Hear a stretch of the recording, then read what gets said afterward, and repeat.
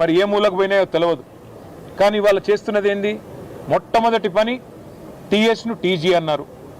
అది జరిగింది. దానివల్ల ఏ జీవితం మారిందో, ఎవరికి ఆనందం కలిగిందో, ఏ పేదవాడికి లాభం కలిగిందో ఇప్పటివరకు తెలియదు. తెలంగాణ తల్లిని తీసేసి కాంగ్రెస్ తల్లిని తీసుకొచ్చి పెట్టినారు. అట్లాగే ఆ తల్లి చేతుల్లో తెలంగాణకు ప్రతీకగా ఉండే బతుకమ్మను తీసి పక్కన వారేసినారు. అసలు తెలంగాణ అస్తిత్వానికే దెబ్బ కొట్టే విధంగా మరి ఆ తల్లి రూపునే మార్చి ఇవాళ ఒక దివాలా తీసిన కళావిహీనంగా ఉన్న కాంగ్రెస్ తల్లిని మన మీద రుద్దే ప్రయత్నం బలవంతంగా ఒకవైపు.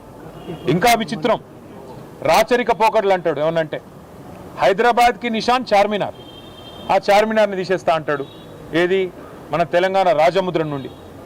కాకతీయ రాజులు, కాకతీయ డైనాసిటీ వారు తెలంగాణకు చేసిన విశేషమైన మేలు మీరు చూడాలి అనుకుంటే మీరు తెలంగాణలోని ఏ జిల్లాకి పోయినా వారు కట్టించిన చెరువులు, వారి ఆధ్వర్యంలో జరిగిన వ్యవసాయ పురోగతి ఇవన్నీ మీకు కనబడతాయి. అట్లాంటి కాకతీయుల కళా ప్రభావానికి, కాకతీయ గొప్పతనానికి వెలుగుగా ఉన్న, వరంగల్కు చిహ్నంగా మారుపేరుగా ఉన్న కాకతీయ కళాతోరణాన్ని తీసేస్తారు. ఇట్లా అపసవ్యపు పనులు, దిక్కుమాలిన పనులు, తుగ్లక్ పనులు తప్ప ఈ ముఖ్యమంత్రి గారు చేసిందేమీ లేదు. ఇంకా విచిత్రమైన విషయం ఏమంటే కేసీఆర్ గారి నాయకత్వంలో అధికార వికేంద్రీకరణ జరగాలి అని చెప్పి, ప్రజల దగ్గరికి పాలన పోవాలి. ప్రజాపాలన అంటే నిజమైన నిర్వచనం ప్రజల దగ్గరికి ఎంత సన్నిహితంగా పాలన ఉంటే అంత మంచిదని చెప్పి 10 జిల్లాల తెలంగాణని 33 జిల్లాలు చేసుకున్నాం. కొత్త రెవెన్యూ డివిజన్లు ఏర్పాటు చేసుకున్నాం. కొత్త మున్సిపాలిటీలు, కొత్త మండల కేంద్రాలు, అట్లాగే తాండాలు, గ్రామ పంచాయతీలుగా అట్లా కేసీఆర్ గారి నాయకత్వంలో ప్రజల దగ్గరికి పరిపాలన తీసుకొని పోయే ప్రయత్నం చేసినాం. హైదరాబాద్ మహానగరంలో కూడా గతంలో 24 సర్కిళ్ళు ఉంటే గ్రేటర్ హైదరాబాద్ మున్సిపల్ కార్పొరేషన్లో 30 సర్కిళ్లకు పెంచుకున్నాం.